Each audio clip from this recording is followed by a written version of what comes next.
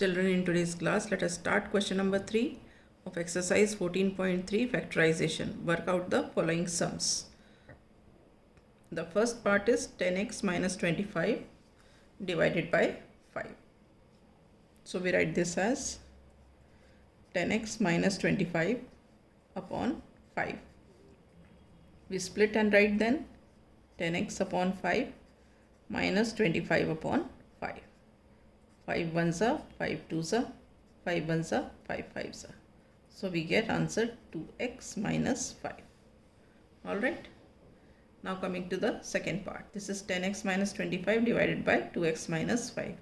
So this is equal to 10x minus 25 upon 2x minus 5. Right.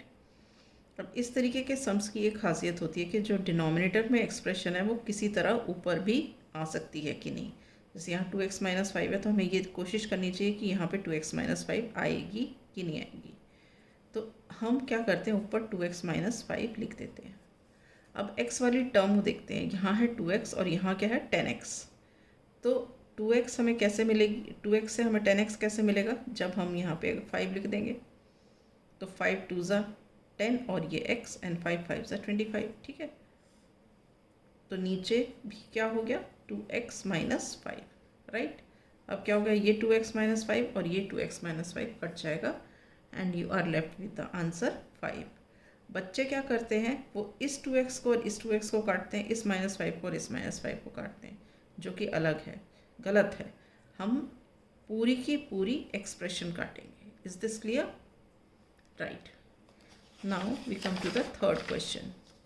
The third part of this question is 10y within bracket 6y plus 21 divided by 5 2y plus 7. So we write like this: 10y 6y plus 21 upon 5 and 2y plus 7. ठीक है. अब ये देखो, ये cut जाएगा, 5 1 सा 5 5 2 सा 10. ठीक है. अब यहाँ नीचे 2y प्लस 7 है तो ऊपर भी कोशिश करनी है कि 2y प्लस 7 आ जाए. तो इसको हम कैसे लिख सकते हैं, 2y ये वाला और ये ऊपर का क्या है, ब्रैकेट में जो है 6y plus 21 upon this 2y plus 7. ठीक है. अब now further this can be written as 2y. आप ये देखो, नीचे 2y प्लस 7 है तो ऊपर भी 2y प्लस 7 लिख के देखो, 2y प्लस 7. अब y वाली टर्म ये है, 2y से 6y कैसे मिल सकता है, जबकि अगर हम यहाँ पे 3 भी लगा दें. ठीक है. तो हो जाएगा 3 2 ज़ा 6 एंड 3 7 ज़ा 21. So this is further equal to 3 into 2 is 6y then 2y plus 7. Is this clear? एक बार और चेक कर लेते हैं कहीं कुछ गलती तो नहीं हो रही. हाँ, ये तो हम यहाँ भूल ही गए. 2 दिस इज, इसके बाद डिनोमिनेटर में भी तो यहाँ पे 2y प्लस 7 है. ठीक है. तो यहाँ पे भी 2y प्लस 7 आएगा. ठीक है. तो ये और ये कट जाएंगे ना, ये और ये कट जाएगा. तो you will be left with 6y. एक बार दोबारा से रिपीट कर देती हूँ.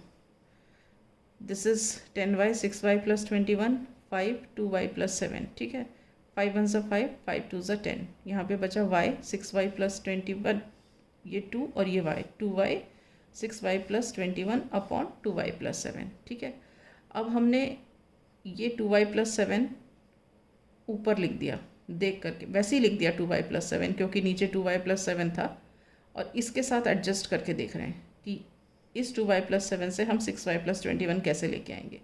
तो यदि अगर हम यहाँ पे 3 लिख देते हैं बाहर, तो क्या हो जाएगा, 3 2 ज़ा 6y एंड 3 7 ज़ा 21. ठीक है. अदरवाइज़ आप ऐसे सोचो कि आपको इसमें से कॉमन निकालना है. तो ये 3 2 ज़ा 6 है और ये 3 7 ज़ा 21 है, तो इसमें से 3 बाहर आ गया. तो अंदर क्या बचा, 2y प्लस 7, और ये नीचे डिनोमिनेटर का 2y प्लस 7 ये आ गया. अब हमने इस दोनों को मल्टीप्लाई किया तो ये आंसर आ गया यहाँ पे 6y. हमने एज इट इज़ लिख दिया 2y प्लस 7 2y प्लस 7. अब ये पूरी की पूरी एक्सप्रेशन कट गई और आपके पास क्या बचा, 6y. Is this clear? Right. Now we come to the fourth part.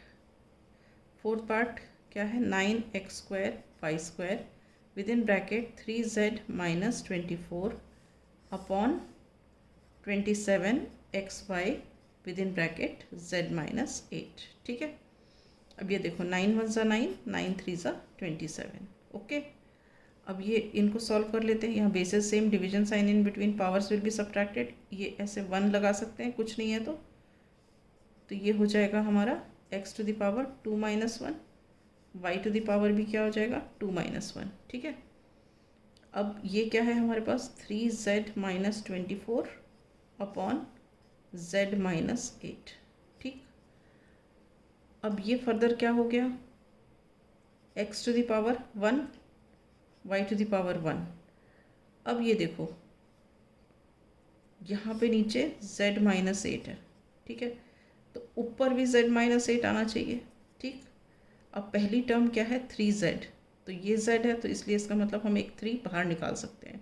बाहर निकाला, 3 into z is 3z and 3 8 ज़ा 24 आ गया. ठीक. अब हम ये z माइनस 8 और ये z माइनस 8 कट जाएगा. तो हमारे पास क्या आंसर बचेगा? आंसर बचेगा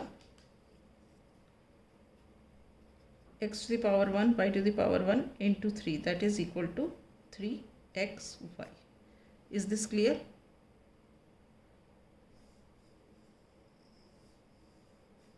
हम यहाँ पे भी एक 3 छोड़ दिया बेटा, ये वाला 3. ये यहाँ पे 1/3 है, ये 1/3 है, ये यहाँ पे 3 आ गया, फिर एक और 3 आ गया, फिर यहाँ पे ये 3 आ गया. तो ये सब 3 3 कट जाएंगे ये. So you will be left with xy. Again repeating the question. देखो ये हमने न्यूमरेटर लिखा, ये हमने डिनोमिनेटर लिखा. ठीक है. ये 9 1 ज़ा 9, 9 3 ज़ा 27. ठीक है. अब उसके बाद ये basis are same, division sign in between, powers will be subtracted. तो ये आ गया x to the power 2 minus 1. उसके बाद ये है y to the power 2 minus 1 यहाँ पे, क्योंकि ये भी basis are same, division sign in between, तो इनके पावर्स भी सब्ट्रैक्ट होंगे. अब ये लिख दिया 3z माइनस 24 और ये हमने लिख दिया z माइनस 8 और ये वाला देखो ये वाला 3 यहाँ पे आ गया और ये वाला 1 यहाँ पे आ गया. ठीक. अब देखो ये 1/3 तो ये है x टू द पावर 1 हो गया 2 माइनस 1 और y टू द पावर भी 1 हो गया. ठीक है. ये हमने यहाँ पे लिखा z माइनस 8. ओके. और ये वाला 3 तो हमारे पास यहाँ पे था ही. ठीक है. ये 3 कहाँ था? ये तो यहाँ पे किया हुआ है, ये हटाओ यहाँ से. ये रहा ये 1/3 तो यहाँ पे है. तो अब क्या है, ये यहाँ पे 3z माइनस 24 को हमें सॉल्व करना है. तो हम इसको कैसे सॉल्व करेंगे? 3z और ये 3 इंटू z है, ये 3 इंटू 8 है. तो देखो 3 कॉमन हो गया तो हमने 3 बाहर निकाल लिया, अंदर बचा z माइनस 8.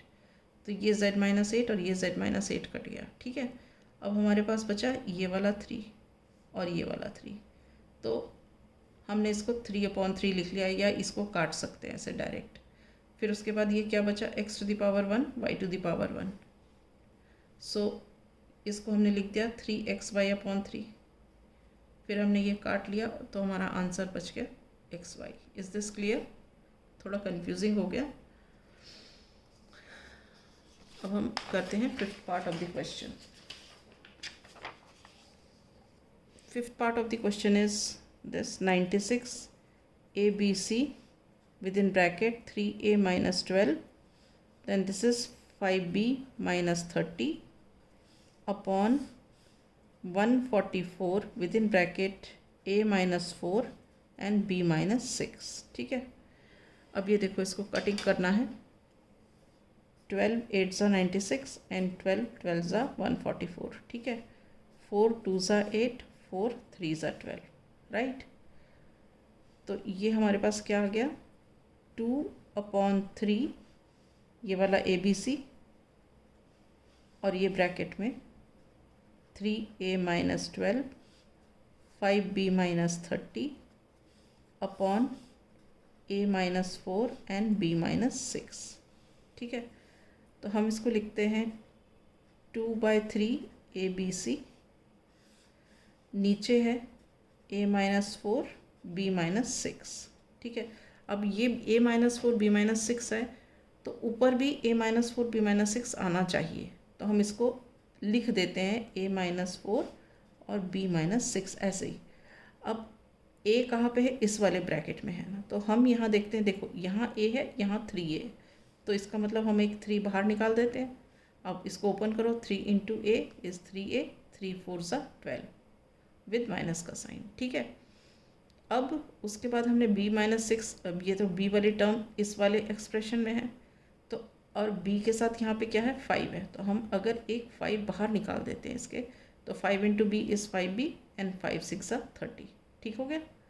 अब ये देखो हमारा कैंसिल क्या क्या हो रहा है, ये B-6 B-6 कट गया, A-4 A-4 कट गया, ये 3 और ये 3 कट गया, बचा क्या, 2ABC और 5, तो हम इसको लिखेंगे 2ABC × 5, this is further equal to 10ABC। Is this clear? 2 × 5 is 10. Is this clear? Right. With this we complete this question. In the next class we shall start with the